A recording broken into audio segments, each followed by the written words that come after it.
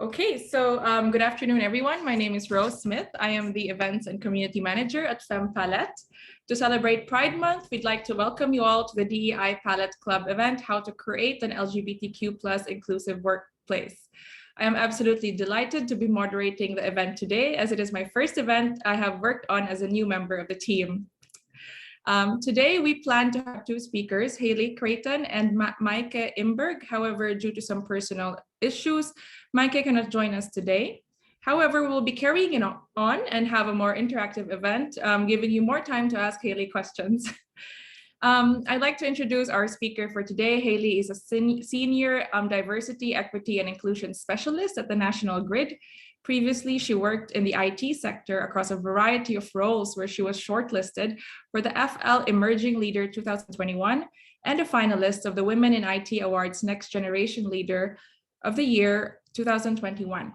Hayley is an expert in LGBTQ allyship and gender equity and is fiercely passionate about social mobility and race. So Hayley, thank you so much for accepting our invitation to become a speaker for today's event. I guess just to warm us all up for the event, I'd like to ask Hayley how she started her career as a DEI specialist before we dive into questions we've prepared for her. No, thank you. And thanks for having me, and happy Pride Month, everyone, as well. I know we're 8 days in, but I still feel like we can say it throughout the entire month and it totally be valid. So yeah, I'm Hayley. My pronouns are she, her. I don't mind they, them as well. You can use either of those two. And yeah, I guess my journey into DEI was a little bit unexpected. So I think about 4 years ago, I accidentally fell into working in technology. I was a test analyst, so I did a lot of quality assurance in the IT sector. And on top of that, I did so much work in the diversity and inclusion space on top of my regular day job that it got to the point that I was working 2 jobs and only getting paid for one. I've always been passionate about diversity and inclusion. I'm from a really working class background. I grew up in a predominantly white, heterosexual town. So it's always been part of my life. And it just got to the point where I was like, you know what? I'm gonna cast the net out there. I'm gonna see if I can get a job doing what I absolutely love. And about 8 months ago, National Grid finally took a chance on me. And yeah, here I am working in a space that it doesn't feel like a job to me. I know it's really corny when people say, you know, if you love your job, you'll never work a day in your life. But that's exactly what I'm doing. And yeah, I really hope I'll be in this space for a really long time. Oh, I love it. And I think sometimes corny is good. Absolutely, definitely. Yeah, I think so. Yeah, thank you so much for sharing your journey. I hope that that's going to inspire at least one person. It definitely has inspired me. I hope I'm going to find also a job. This is a job that I'm actually very passionate about. So I think the first question we've prepared is, what are some common experiences of LGBTQ plus employees in the workplace? Cool. So I think I'll talk about probably the most obvious one, or at least what I would see as obvious. One of the most common things that I see happen a lot that's happened to me is people hearing the words my partner and then presuming that that means a person of the opposite gender. It kind of gives LGBTQ people the chance to do one of two things. And I don't think we really talk about these two things enough. So number one, they can go along with it and pretend that your partner's the opposite gender because it's easier. It's less embarrassing to correct the person if you know that you're not going to see that person ever again or not going to come across them that much. Then, you know, is it easier to just be like, oh yeah, my boyfriend or my husband or my wife, and not correct them? That's choice number one. Choice number two is actually you do correct them and you do say, actually my partner's she, or, you know, actually my partner's female, actually my partner's male. The kind of outcome of that, and the thing that we don't really talk about much, is that you actually end up apologizing for the other person feeling awkward. Because the minute that you correct someone and say, actually, my partner, she, 9 times out of 10, the response that you'll get is, oh, I'm so sorry, I didn't mean to. And then it just makes you really self-conscious. It makes you feel really uncomfortable. And you actually end up saying, oh, no, it's fine, it's fine. And you're the one that's comforting them, even though that this microaggression just happened to you. And I think that's why it's so important to use gender neutral language in the workplace, because those two choices, both of them kind of either stop people from being their authentic selves at work, and I'm sure we've all heard that phrase used many times in conversations, or it just promotes people to feel uncomfortable about sharing those details about their personal lives as well. The second kind of experience I wanted to share is one of my own. And for me personally, I identify as gender fluid. So for me, my gender expression will change from day to day. Whereas one day I'll feel quite feminine, I'll wear low cut tops, I'll wear dresses and skirts, and then other days I'll feel masculine. So I won't wear any makeup, I might wear a suit, I might wear looser fitting clothes. And for me, masculine is my default, it's my comfort zone. It's the one that seems to be my normal feel, if you will. But on those days where I do feel feminine, and I do feel uncomfortable in masculine clothes, and I might wear a dress or a skirt, people will come up and say to me, oh wow, you're wearing a dress. I didn't think you were the kind of person that wore a skirt. And it used to make me super uncomfortable.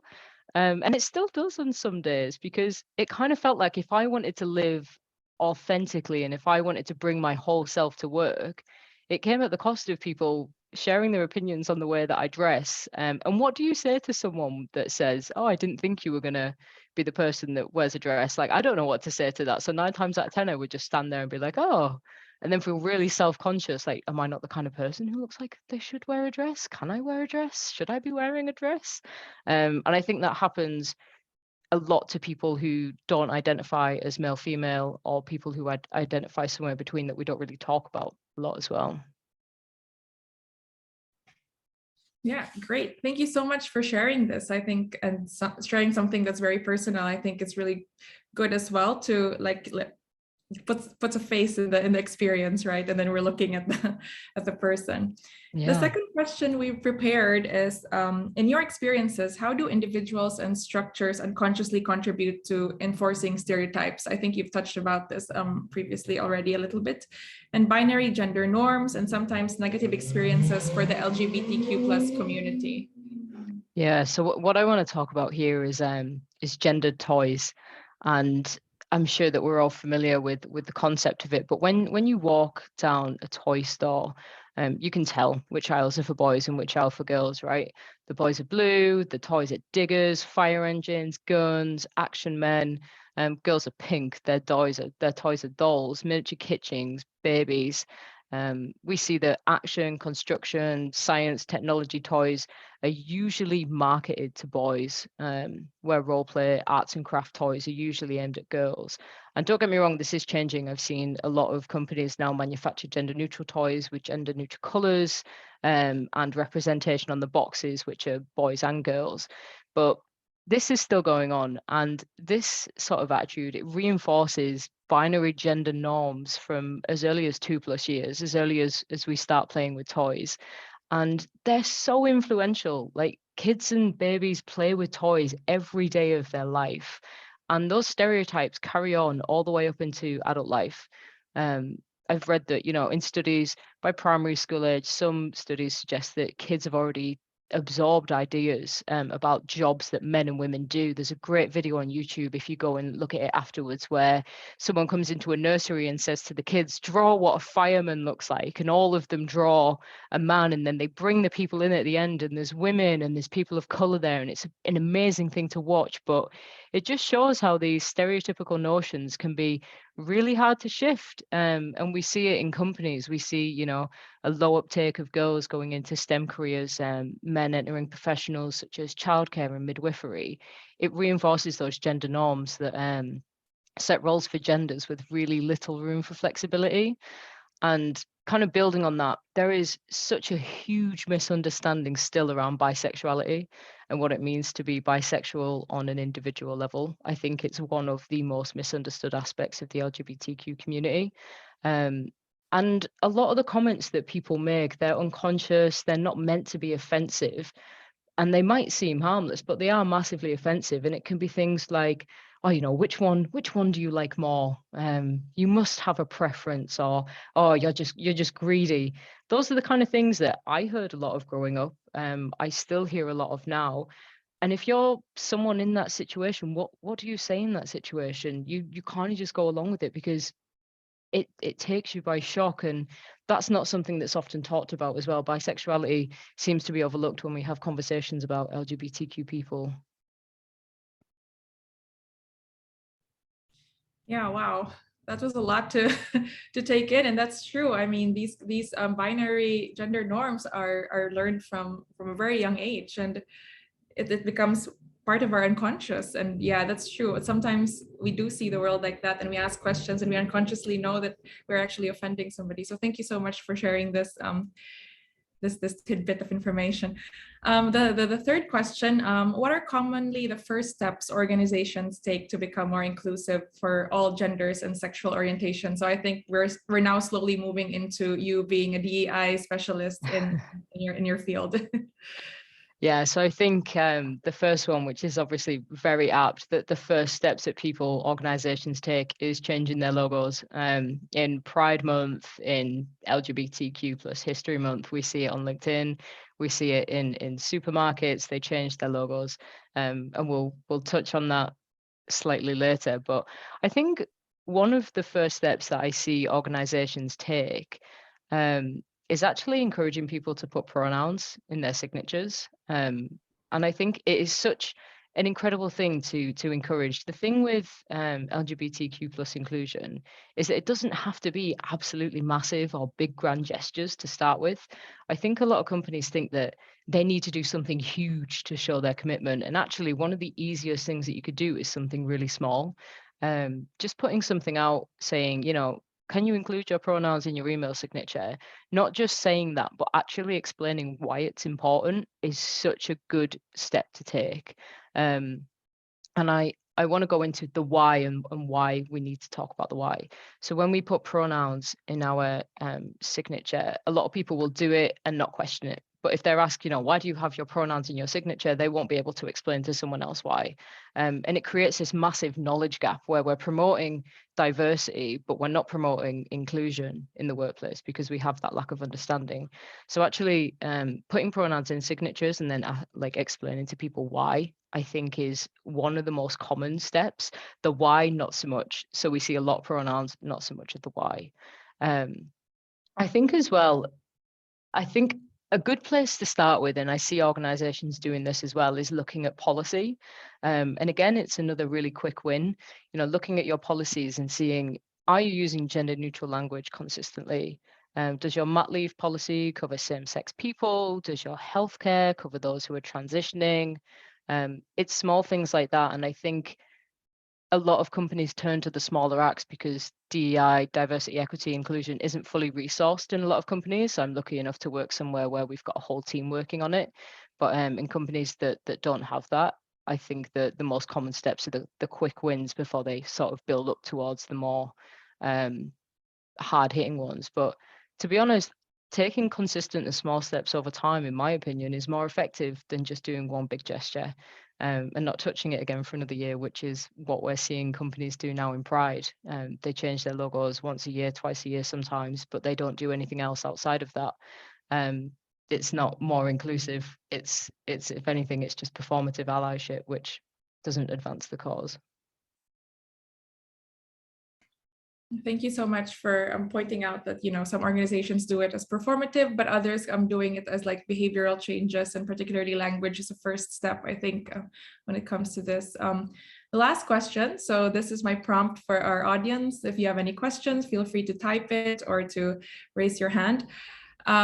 What can everyone do to make LGBTQ plus people feel respected and safe, especially in the workplace, both online and offline? So this is kind of, what everybody can do. First, we've tackled what organizations can do, but probably what coworkers, people who have LGBTQ people who are in their lives as well. Yeah, so I want to go back to Pride Month, and I know it might seem like I'm going on about this, but with Pride Month, the thing that we've seen in the last couple of months is a lot of brands bringing out T-shirts, bringing out shoes, bringing out anything that they can with the rainbow flag on it. And I would encourage everyone before they go and buy these Pride Month things and spread the word to your colleagues as well. look at where those profits are going and how they're being used. Are they donating a fixed amount to an LGBTQ plus charity, or are they donating a percentage of the profits? Because they're two very different things. A lot of companies I've seen this year round, they're donating something like £10,000 to a charity, but their profit turnover is millions. Is that something that we should be supporting, or is it just furthering the capitalization and the corporatization of pride? I think that's something that everyone should be thinking about and getting other people to think about as well. So that's me off my soapbox about Pride Month. It's just because I've seen it a lot this time around. Otherwise, I think one of the most impactful things that people can do to make the LGBTQ plus community feel safe is be willing to get things wrong and being open to being called out on them. If you use the wrong pronouns, at least you're making an effort to learn people's pronouns. If you're asking someone's pronouns then and using them incorrectly, at least you're doing the work.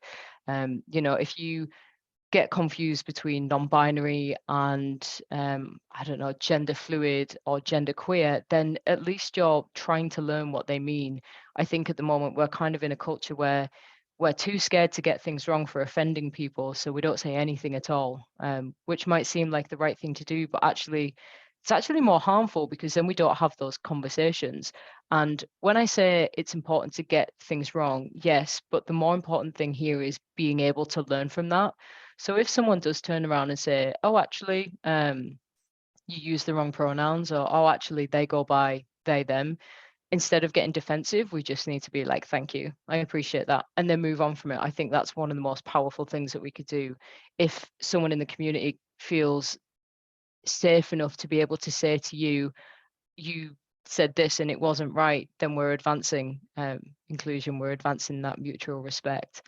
And online is a little bit harder. We live in a virtual world now, and online is a double-edged sword. On the one hand, it is so full of resources and so full of an opportunity to get involved with communities. People can go on TikTok and see people that look like them, sound like them, think like them. On the other side, there's a lot of cyberbullying out there, and there's a lot of homophobic slurs that are kind of thrown around as well. So I think when we're looking at safety online, we just need to be aware that different resources will say different things.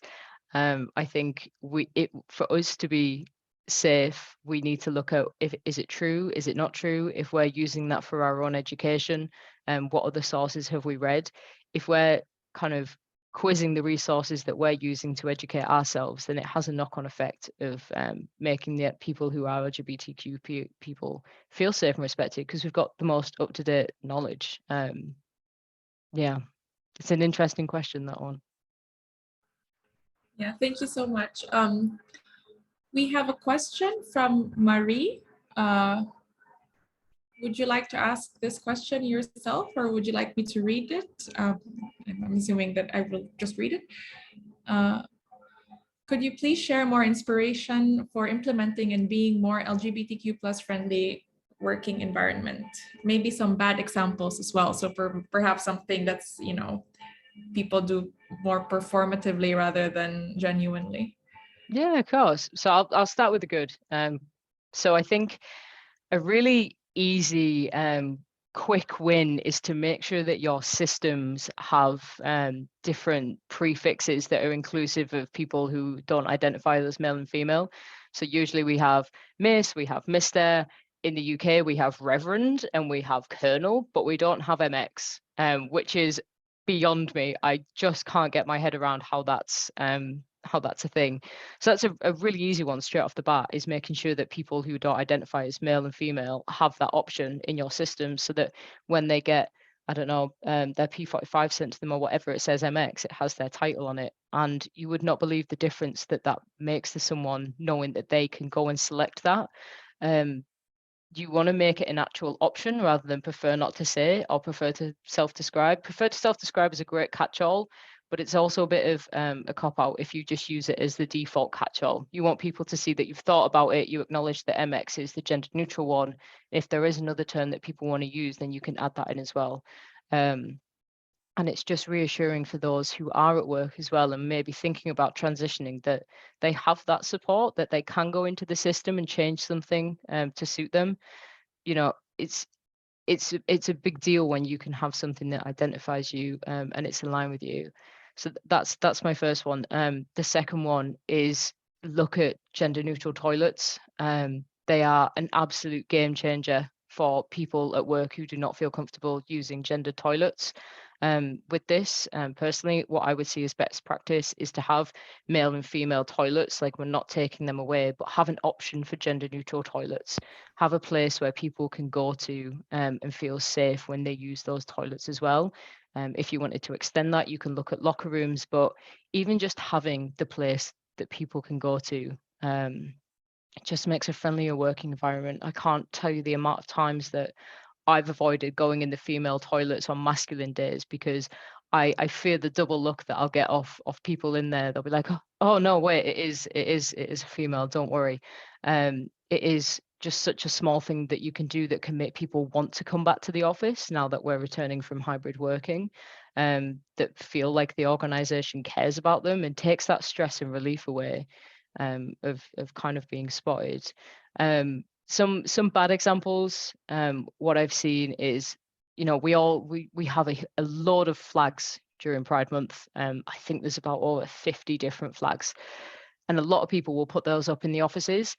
Some of the flags are actually out of date. If you're going to use a rainbow flag, I would highly recommend that you use the progressive one, the one that has the blue, the black and the brown stripes on it in kind of a diagonal shape. But if you're using flags to sort of acknowledge different identities, just be careful. The lesbian flag once upon a time did have a lipstick mark in the corner of it. It's actually really rejected now by the society, so just do a bit of research and background on those kind of things. And yeah, I think just in general, for kind of creating an LGBTQ friendly working environment, is just to talk about it. Just to go up to people and say, hey, did you know it's Pride Month? Or just walk around and say Happy Pride Month. I can't tell you like how incredible it feels to just go up to people and have them say it back, because it acknowledges that this is an important time for us all. But with that as well, I think have sessions on LGBTQ plus conversations, even if one person turns up to it, like that's one person more that you've reached. And don't stick to the safe topics as well. So it's tempting to just talk about what gay and lesbian mean, but get into the smaller nooks and crannies. Let's talk about misgendering. Let's talk about what transitioning looks like. Let's talk about how Black people of color are more at risk of homophobic abuse, that kind of thing. Have those dangerous conversations at work. Great, thank you. We have a comment in the chat. Unfortunately, misgendering in automated emails is a big one. Example at universities, hearing arguments why it is impossible otherwise. It seems like that's the thing. I'd like to touch on something that you've mentioned very briefly before at what you just recently said. Perhaps what topics, you've mentioned a couple of topics, but maybe you could expand the topics, maybe like 5 more additional topics that we could maybe talk about that's not very safe and something that's more, useful, I guess, for the community. Yeah, for sure. So the first one that comes to mind is the word queer. Let's have a discussion about the word queer. Why did it used to be offensive? Why is it used now? What meanings does it have? I think that is one that still has many misconceptions, and a lot of allies don't know if they can say it or they can't. So that's number one. The second is around the history of the LGBTQ movement. It's not controversial, but a lot of people don't actually understand what happened. And about the Stonewall riots and the people that sort of led that. The third one is people of color, specifically Black trans women in the LGBT community. They are more at risk of violence. I think they are 5 times more likely to be assaulted, killed than white people in the LGBT community. And we need to talk about that because they are massively underrepresented in the community. So that's my third one. The fourth one is getting into the difference between gender and biological sex. that's often one that generates a lot of discussion, especially amongst people that have kind of never come around the concept before, but it's an important one to have. And I think the fifth one is actually LGBTQ plus and families. You know, it's such a big topic to cover, but you know, how do same-sex couples have kids? Let's talk about it. What process do they have to go through? What's involved in finding a surrogate? What's involved in IVF? Those are the kind of conversations that we want to have, but I think a lot of people have questions about, and don't really know how to get an answer because there's so many different things on Google's that you can read about. So let's talk about those things. Great, thank you so much. I'm sure that everybody, I mean, I personally have listed it down and for future use. The next question we have is, how do I prevent an overkill of pride communication in a fast growing organization? It's a good question. Yes. So my kind of advice there would be not to rush it, not to force it on people. If you start kind of like forcing communications every single day, people are eventually going to get resentful that you're like kind of feeding them this information. I would like communicate personally at least 3 times a month. So once at the start saying, hey, it's Pride Month, and these are the events that we've got on, blah, blah, blah. Once in the middle, something like, yeah, we're in the middle of Pride Month. Here are some sessions that you can attend. And then once at the end saying, you know, Pride Month is finished. This is what you can look ahead for. And I would use those 3 communications to either point to events that you're hosting, point to events that other people are hosting, and the last one to sort of look ahead to the days that are coming up as well. So we've got Trans Day of Remembrance later in the year. It's LGBTQ plus History Month in the US in February, those kind of things. I think keep them simple and short, but like impactful, if that kind of makes sense.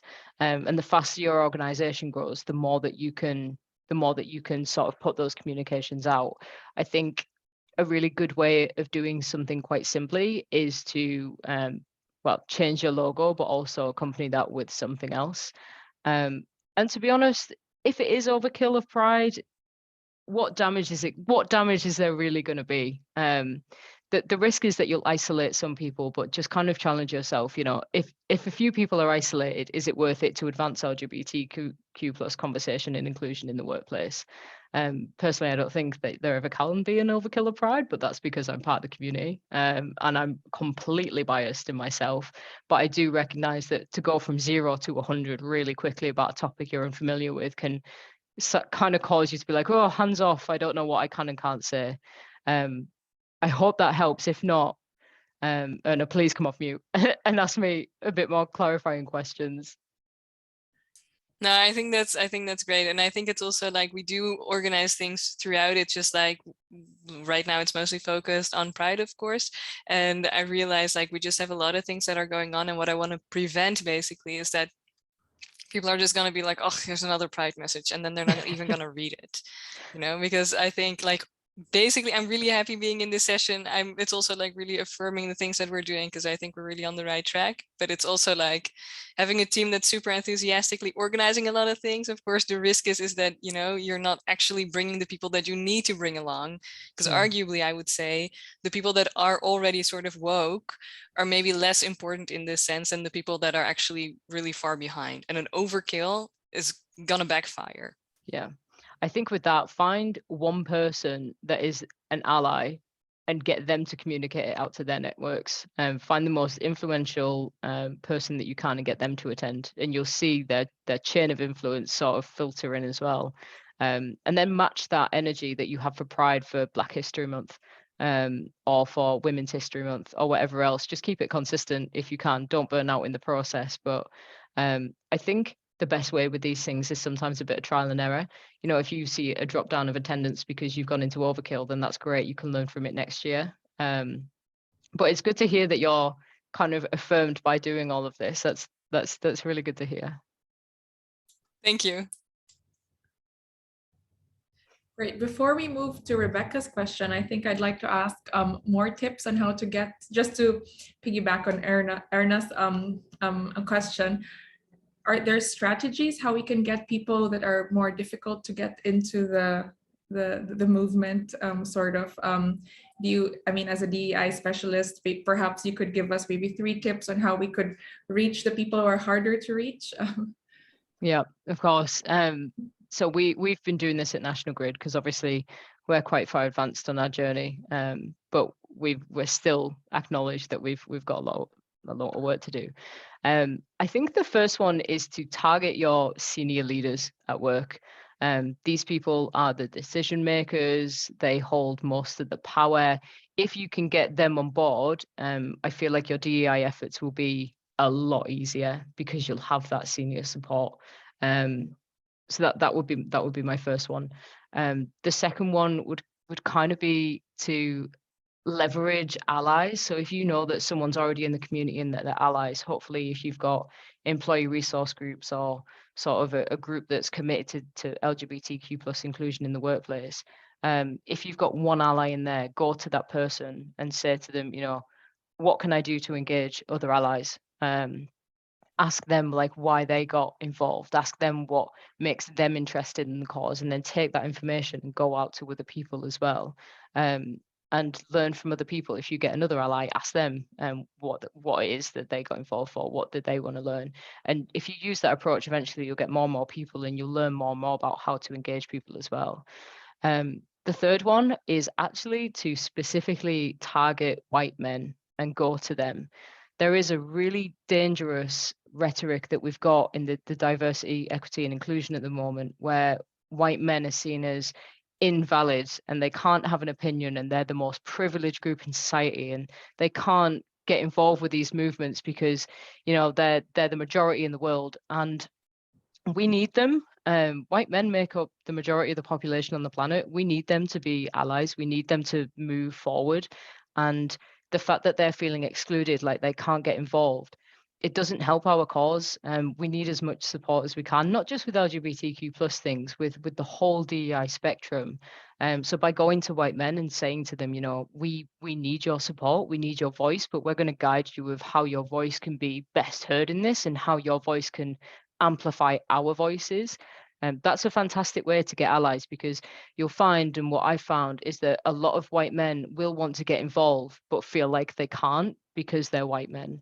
So go to them, proactively say to them, we need you in this cause. This is what I want your voice to be used for. And you'll get so many more allies that way in that form, which I think is important. Thank you so much. I'm sure those were great tools and we're going to be using it. Rebecca asked a question about resources. How can you please share some great books, websites, perhaps maybe organizations we could go into, communities, and example what is behind the change of the pronouns, organizations we could look into, and the use of queer, and also do you know of any good books aimed at nursery kids? Yes, I am a big reader, Rebecca, so you may come to live to regret this question. There's actually some LGBTQ owned bookstores that you can shop from online. So one in the UK is called Gay is the Word. They're an LGBTQ owned business in London, and they sell incredible books. They sell it from fiction to non-fiction, covering the history of LGBTQ, stories where the two main characters are LGBTQ. It's just an amazing bookshop. So that's, yes, Liv, I see that you've put, it's a great bookstore, highly recommend it. It's amazing. If you ever get the chance to visit as well, it's just a lovely place to be. Books that I would recommend around pronoun changes and just LGBT in general, I think it's Juno Dawson. They write What's the Tea and This Book is Gay.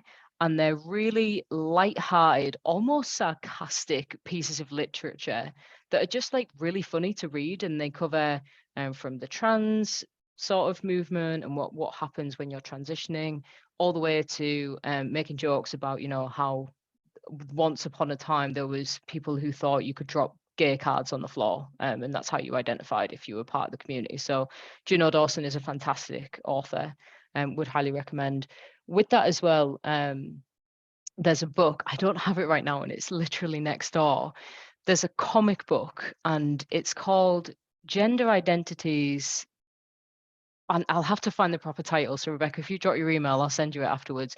And it's a comic book that explains where gender came from, and it's told in the form of snails. Bear with me here because it sounds weird. It's told in the form of snails. So it's snails telling a story about gender binaries, transgender, everything. It's just amazing. And that's really good for kids as well, because it's not all text. It's colors, it's characters, and it's really like easy and light to read. I'll send you the mail afterwards. And on the back of that as well, and this is the last one, but there is a book called Transitioning, a Teen Survival Guide. And it is a workbook for teenagers that are looking to transition. And whilst if you're not looking to transition, it explains in there every single bit about surgeries that you can have as part of the transitioning process. It explains what gender dysphoria is. It explains like how to choose your name, how to express yourself, what's gender expression. So it is a workbook for people who are transitioning, but the amount of knowledge in there is just amazing. It is by far my favorite book because it lets me. Oh, I don't know if that is, Lucy. It could be, but if not, I'll look into it anyway. Yeah, Transition at Work, a Trans Teen Survival Guide, brilliant book. 10 out of 10 would recommend. And it just lets you have this insight of what it's like, which I just think is so valuable. Great, thank you so much. I really love the enthusiasm, the passion that you had answering these questions, especially the last one. Okay, we have another question from Erna. Maybe you could join us in this conversation so we have more people, more voices. I'm like a jukebox of questions. Don't get me started. You mentioned earlier, about really getting your senior leaders on board because they're so important, right? And I feel like what I encounter is that getting them on board and getting them like to basically to be supportive, they are doing that, but I feel like really making them like really giving them a role to play. Like I really have to push them and activate them, and then they're also still considered, you know, of course, their own agenda, but like, how do I give them an active role, right? I don't just want them to say, yeah, you did a good job, you know, I want them to be part of this. I want them to feel like they're part of this. Yeah. My first thought would be to give them a job. So like if you've got an event coming up and there's a panelist slot, ask them to be part of the panel. Especially if it's sort of an LGBTQ plus one, say to them, you know, we're having this a panel event, can you come and sit on it from this perspective? If they say, you know, no, I don't feel comfortable in that space, give them a prep session. Tell them that you will give them the knowledge that they need to be on this panel. Even if you're sort of hand-holding them through the process, they're still going to be there through that. I think if you can make it as easy as possible for senior leaders, they'll engage more. That is my go-to one, is if I want senior leaders to kind of be involved in something, I'll ask them if they can either be at the center of it or they can be part of it. It's visibility for them. It's good for other people to see that senior leaders are involved in the conversation, especially if that person's your manager. So yeah, give them a job. And if you don't have an event that's coming up, if you need like a sponsor for something, if you need an advocate for someone, ask them to be that. So if you've got like an LGBTQ plus initiative or a group of people, ask that senior leader to be the sponsor of that people. They'll be the kind of champion in the room that take them to senior level conversations. That's a really good way for them to get involved as well. I think the easier you make it for them, the more chance that you have of getting them involved and engaged and involved. Failing that, if there's still a bit of pushback, go to them, explain why it's important that they get involved, and explain it from the angle that, you know, they are the decision makers and they are the role models of the organization.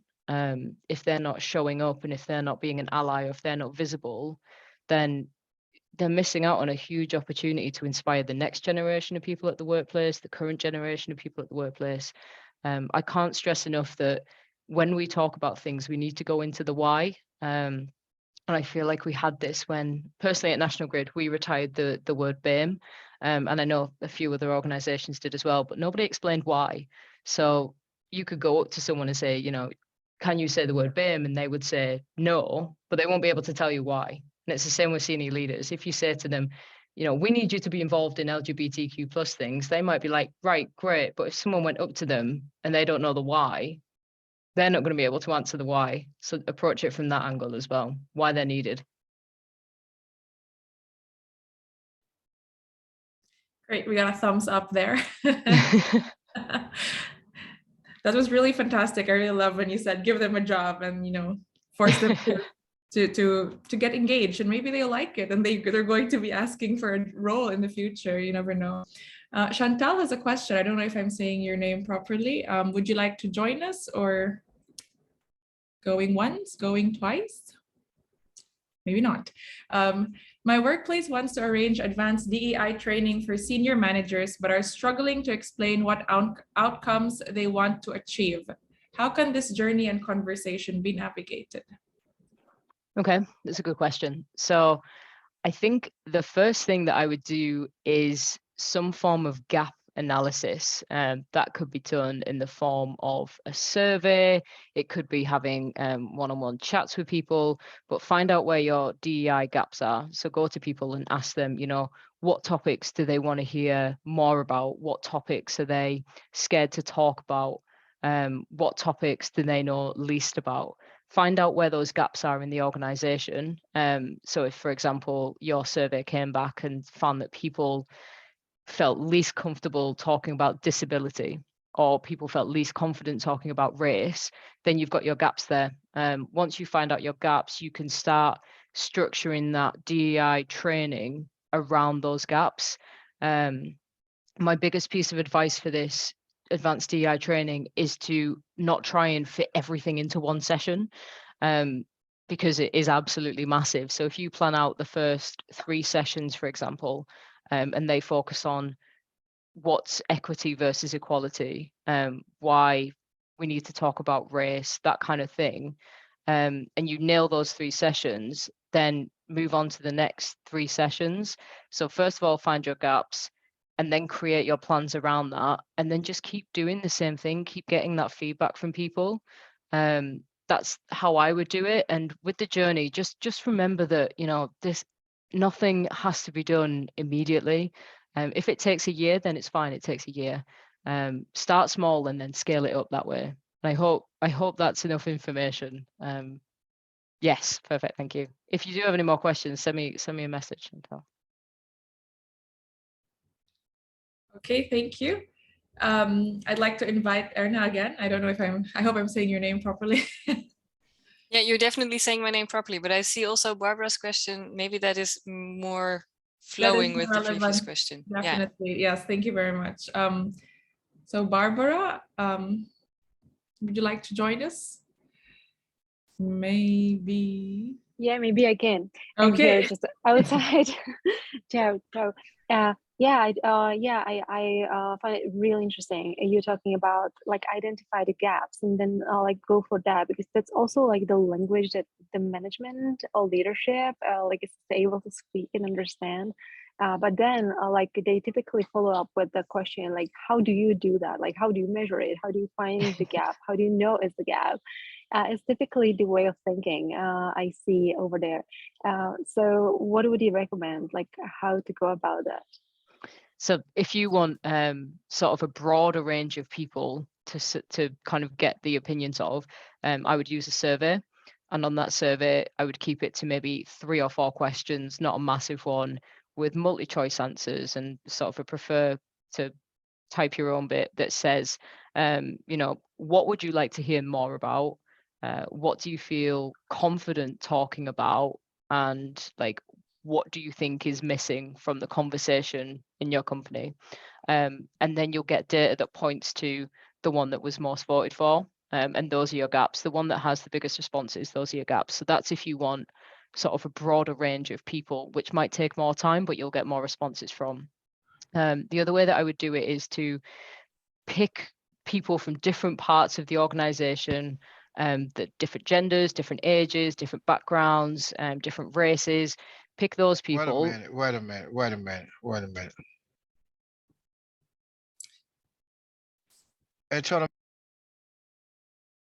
I wasn't just I believe we can continue. Sorry for that.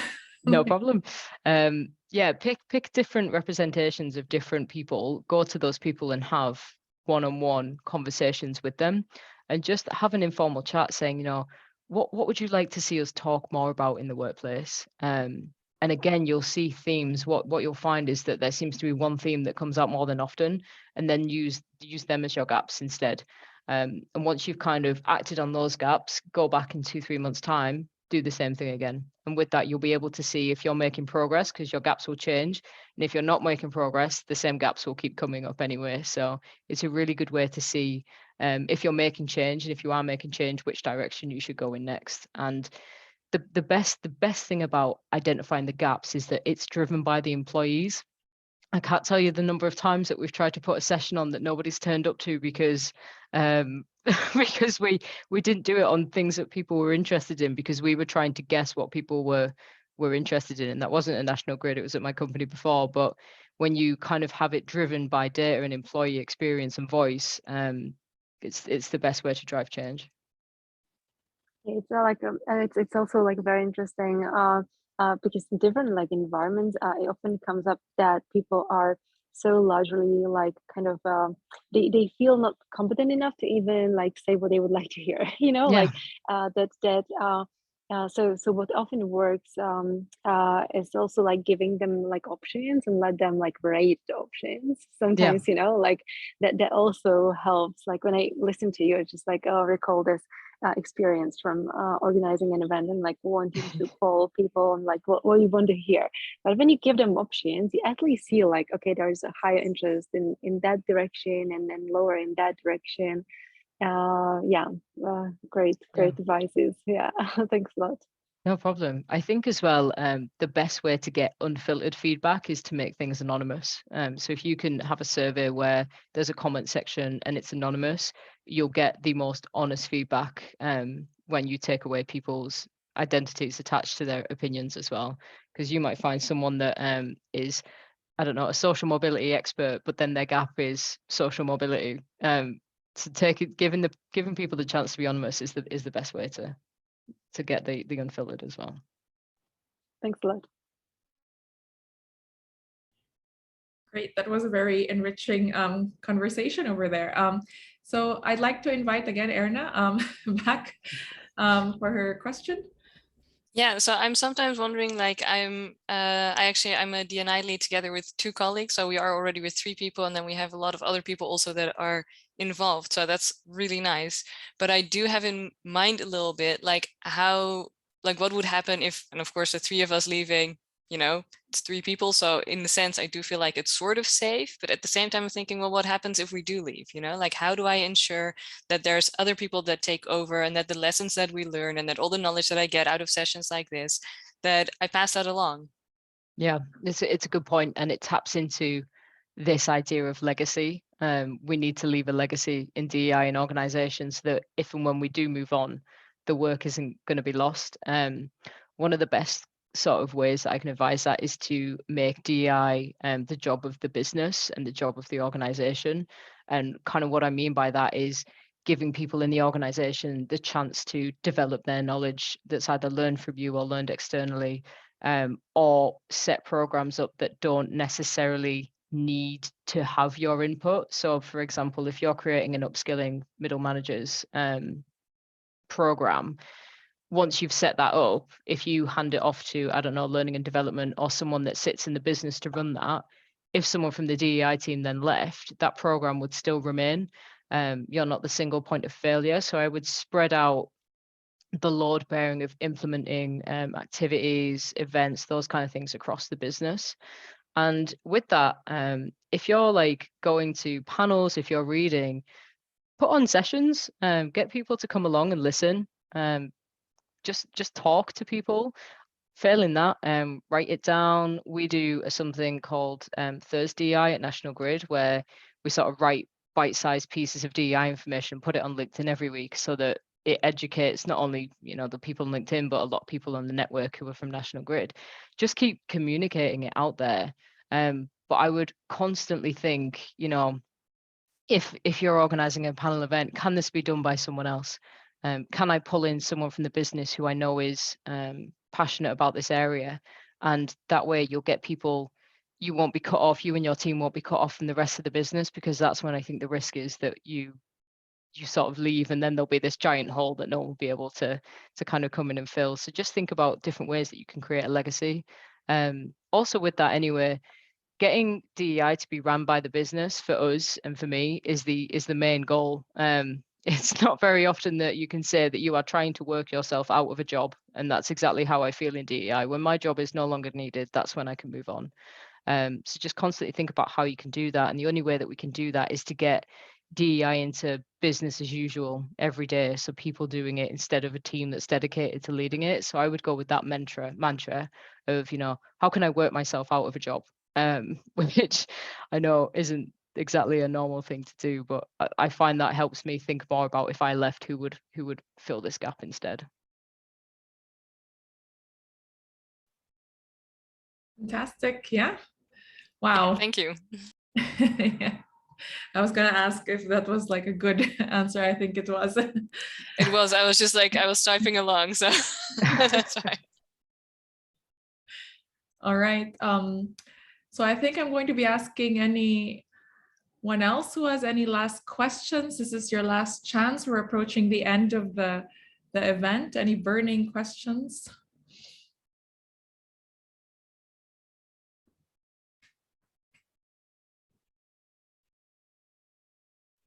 Maybe 2 more seconds just to wait. All right. Well, oh, okay. Rebecca made it. Here.